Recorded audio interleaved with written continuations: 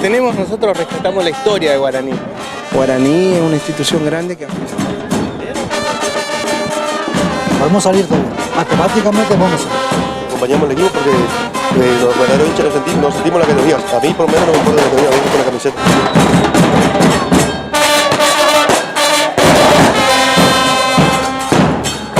La franja es todo. Aguante la franja.